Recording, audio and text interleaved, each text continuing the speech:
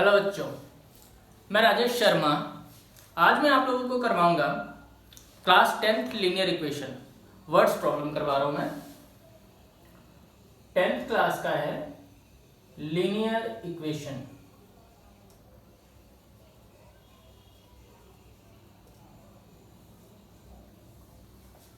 इससे last video में मैंने टाइप 6 तक करवा दिए थे। मैंने आप लोगों को बताया था कि मैंने टाइप में डिवाइड कर रखा है ताकि आप लोगों को कोई प्रॉब्लम ना हो।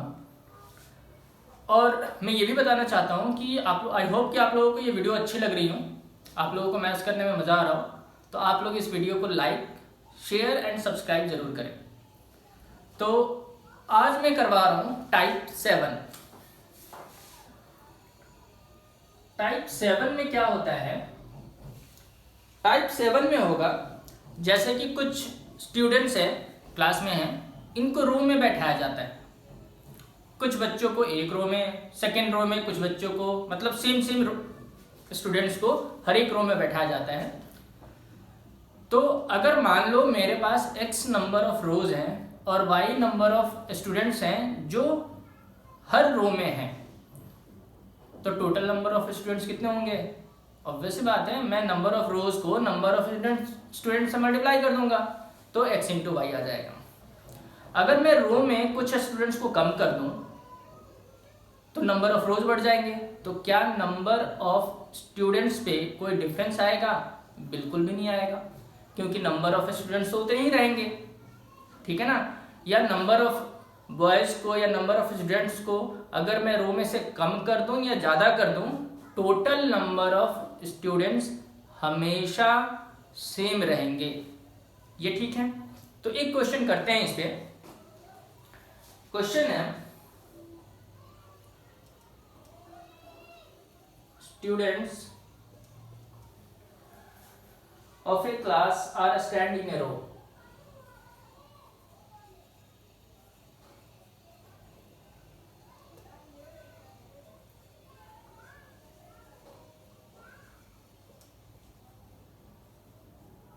Stand in a row. If one student is extra in a row, if one student is extra in a row, there would be 2 rows less. There would be 2 rows less. फिर क्या बोला है?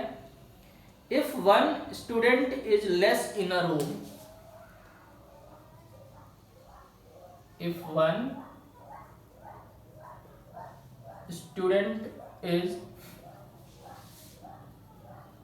less in a row, there would be 3 rows more.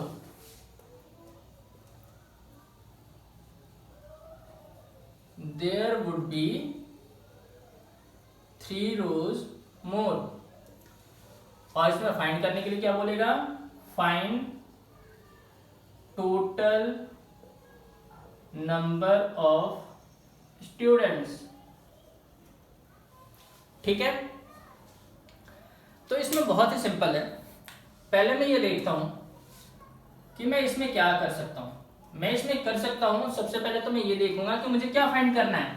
मुझे find करना है total number of students. तो मैंने क्या करा, let number of student in each row. मैंने क्या करा, एक रो में जितने सारे स्टूडेंट्स हैं उनको मैंने x एज्यूम कर लिया। फिर number of rows equals to मैंने क्या कर लिया, y। तो टोटल स्टूडेंट्स कितने आएंगे? तुम बोलोगे कि सर नंबर ऑफ रोज को और नंबर ऑफ बॉयज को या नंबर ऑफ स्टूडेंट्स को मल्टीप्लाई कर देंगे कि एक रो में कितने स्टूडेंट्स हैं। मैं बोलूंगा बिल्कुल ठीक है। अब देखो, अकॉर्डिंग टू क्वेश्चन क्या बोला है इसने, if one student is extra in a row, यानी कि वन स्टूडेंट्स एक्स्ट्रा कर देते हो, number of student in one row, ठीक है, x प्लस वाई। तो नंबर ऑफ रोज कितने हो रहे हैं, इसने बोला है तो 2 रोज लेस हो जाएंगे, तो नंबर ऑफ रोज कितने हैं y, इसमें से 2 माइनस कर दो, तो यहां पे भी टोटल स्टूडेंट्स कितने होंगे, तुम बोलोगे कि number of students in each row and number of row को मल्टीप्लाई कर दो, बिल्कुल ठीक, करेक्ट। और ये जो है ये किसके इक्वल आएगा, टोटल नंबर ऑफ स्टूडेंट्स के इक्वल आएंगे, यानी कि एक्स वाई जो होगा वो x plus one into y minus two के इक्वल आएगा। ये हो गया x y minus 2x plus y minus 2, x y cancel, तो ये क्या हो जाएगा, मैंने इन दोनों को इधर शिफ्ट कर दिया, तो ये हो जाएगा minus 2x minus y equals to minus 2, minus 2x नहीं होगा प्लस 2x हो जाएगा, इसको और इसको मैंने इधर शिफ्ट कर दिया है, इक्वेशन नंबर 1। अब देखिए सेकेंड कंडीशन क्या बोला है, number of student in each row, अब क्या बोला है, वन स्टूडेंट इज लेस यानी कि माइनस, तो नंबर ऑफ रोज कितना हो जाएंगे, 3 रोज मोर हो जाएगा, यानी कि y प्लस 3, तो टोटल नंबर ऑफ स्टूडेंट्स कितने होंगे, x minus y into y plus 3 equals to x y normal, तो ये क्या हो जाएगा, x y plus 3x minus y minus 3 equals to x y cancel, ये हो गया 3x minus y equals to 3, equation number 2। अब मैंने सॉल्व करना है 1 एंड 2 को, सॉल्विंग इक्वेशन 1 एंड 2, तो ये है 2x minus y equals to minus 2 and 3x minus y equals to 3, minus कर देते हैं इसको, minus x equals to minus 5, x equals to 5 आ गया। अब x इक्वल्स टू 5 आ गया, यानी कि नंबर ऑफ स्टूडेंट्स आ गया, एक रो में कितने हैं 5, तो मैंने क्या करा, x इक्वल्स टू 5 1 में पुट कर दिया, पुट इन इक्वेशन 1, तो ये हो जाएगा 2 into 5 minus y equals to 2, तो 10 माइनस वाई इक्वल्स टू 2 नहीं है माइनस 2 है, तो minus y equals to minus 2 minus 10, y equals to 12, तो टोटल स्टूडेंट्स कितने होंगे, बहुत सिंपल है, x इंटू वाई कर देंगे, सिंपल।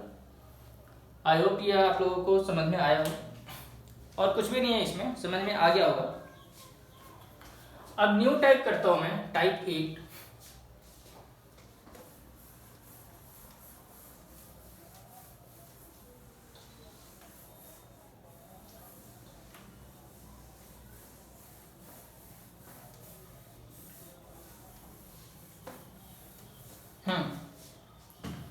टाइप 8 क्या है, टाइप 8 है up stream and down stream. बच्चे बोलेंगे सर इसी में तो सबसे ज्यादा कंफ्यूजन होता है हमें, अप स्ट्रीम और डाउन स्ट्रीम में क्या होता है। बस इसमें 4 स्टेप्स आपको याद रखने हैं। कौन कौन से, ये देखो।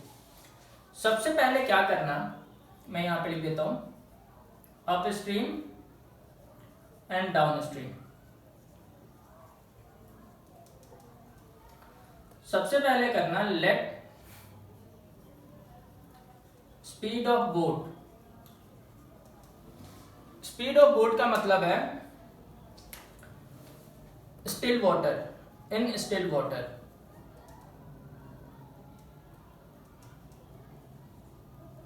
यानी कि वाटर की मूवमेंट नहीं है तब बोट की स्पीड है x किलोमीटर पर आवर, और स्पीड ऑफ वाटर कर लो या स्पीड ऑफ स्ट्रीम कर लो y किलोमीटर पर आवर। इसके बाद ये तो 2 स्टेप हुए हैं, थर्ड स्टेप क्या है, इसके बाद आएगा speed of boat upstream, upstream में हो जाएगा x minus y, and speed of boat downstream ये हो जाएगा x plus y, kilometre per hour kilometre per hour. Sir ये माइनस क्यों और प्लस क्यों? मान लो पानी ऐसे फ्लो कर रहा है इस डायरेक्शन में, या इस डायरेक्शन में फ्लो कर रहा है वाटर, और बोट भी इसी डायरेक्शन में फ्लो कर रहा है, तो इसे बोलते हैं डाउन स्ट्रीम। जिस डायरेक्शन में वाटर का फ्लो है उसी डायरेक्शन में बोट की स्पीड है, तो ऑब्वियस सी बात है बोट की स्पीड ज्यादा होगी। कितनी ज्यादा होगी? बोट की स्पीड प्लस वाटर की स्पीड। ठीक है, तो ये क्या है x plus y. Upstream का क्या मतलब है? पानी ऐसे फ्लो कर रहा है और बोट इसके ऑपोजिट डायरेक्शन में आ रही है, तो ऑब्वियस सी बात है हम अगेंस्ट द फोर्स काम कर रहे हैं, या against the direction of flow of water हम जा रहे हैं। तो इसका क्या मतलब है कि हमारी स्पीड कम होगी। कितनी कम होगी? जितनी पानी की स्पीड होगी। तो इसलिए हम अप स्ट्रीम में क्या करते हैं, जो वाटर की स्पीड होती है उसको माइनस कर देते हैं x माइनस वाई। आई बात समझ में? अब देखो क्वेश्चन है,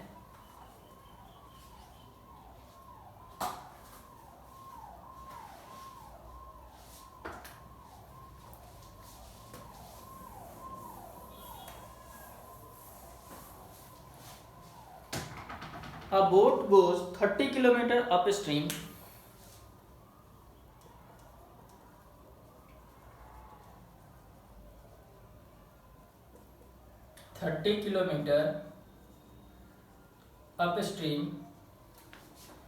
and 44 kilometer downstream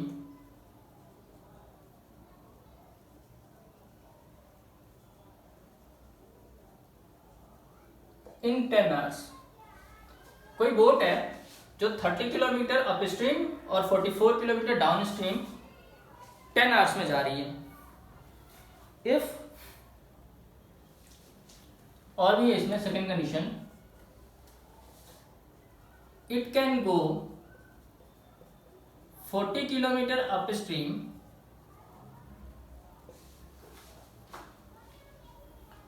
and 55 kilometer downstream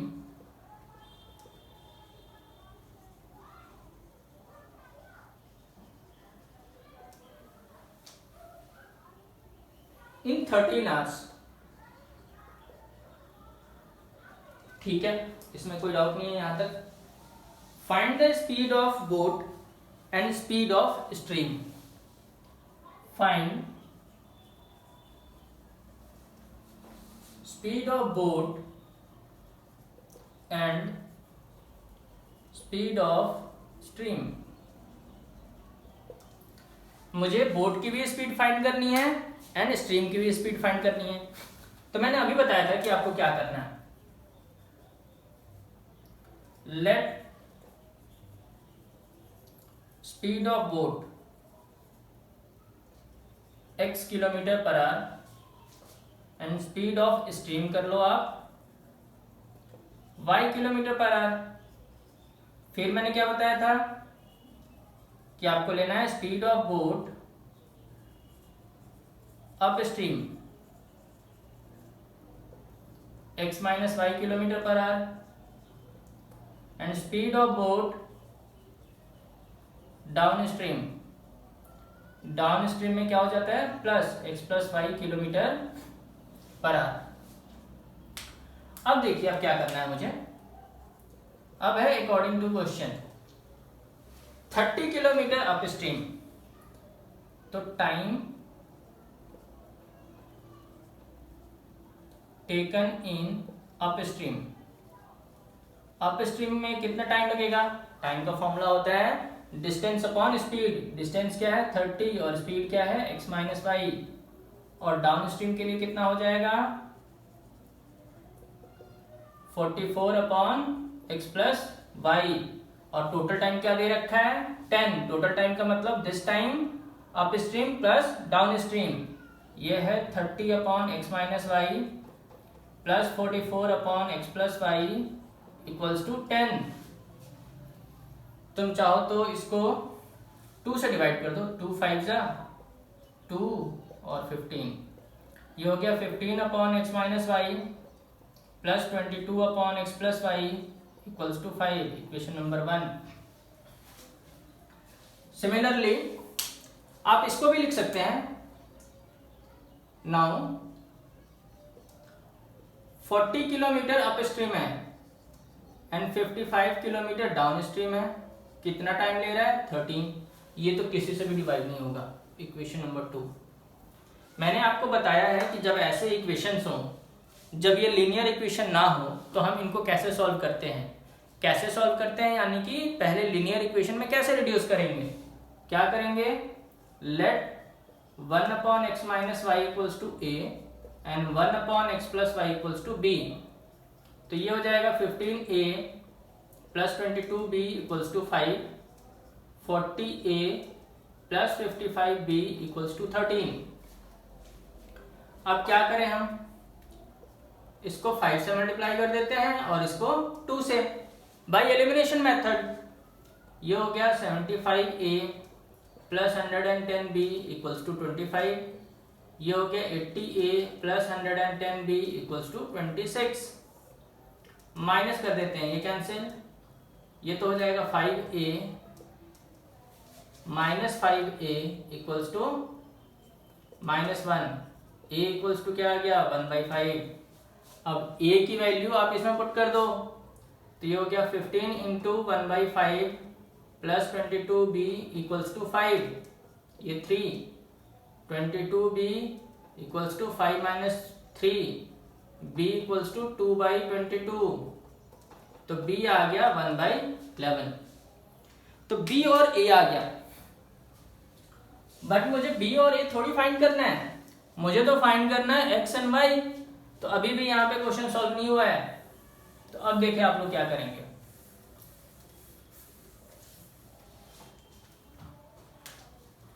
one upon x minus y किसके इक्वल है? a किसके इक्वल है? 1/5, यानी कि x minus y equals to 5, equation number 3। फिर 1 अपॉन एक्स प्लस वाई जो है वो b के इक्वल है, और b किसके इक्वल है? 11, तो x plus y equals to 11, equation number 4। Simple. अब आप 3 और 4 को सॉल्व करके x एंड y फाइंड कर सकते हैं। तो देखिए कैसे है। Solving equation 3 and 4, x minus y equals to 5, x plus y equals to 11, add कर दिया 2x equals to 16, x equals to 8। अब x आ गया 8। अब x की वैल्यू आप 3 में पुट कर दो। 8 minus y equals to 5, minus y equals to 5 minus 8, y equals to -3, y equals to 3। तो अब आ गया स्पीड ऑफ बोट, ये हो गया 8 किलोमीटर पर आवर, और स्ट्रीम की स्पीड कितनी होगी? 3 किलोमीटर पर आवर। हमेशा ध्यान रखना आप लोग, बोट की स्पीड स्ट्रीम की स्पीड से ज्यादा होगी। अगर बोट की स्पीड आपकी कम आ रही है स्ट्रीम की स्पीड से, तो इसका क्या मतलब है? आपका आंसर गलत है। और बोट जो है वो कभी भी अप डायरेक्शन में, यानी कि कभी भी अप स्ट्रीम में आ नहीं पाएगी, क्योंकि पानी की स्पीड ज्यादा है। पानी की स्पीड ज्यादा होगी और बोट की स्पीड कम होगी, तो पानी के जो शिप है वो कभी भी, या बोट जो है वो कभी भी आगे मूव नहीं कर पाएगा अपोजिट डायरेक्शन में। तो इसलिए हमेशा ध्यान रखना है कि बोट की स्पीड ज्यादा होगी और पानी की स्पीड यानी कि स्पीड ऑफ स्ट्रीम कम होगी। आई होप आपको ये वीडियो पसंद आई होगी और आपके कॉन्सेप्ट्स भी क्लियर हो गए होंगे। तो आप लोग इस वीडियो को लाइक एंड सब्सक्राइब जरूर करें इस चैनल को। Thank you.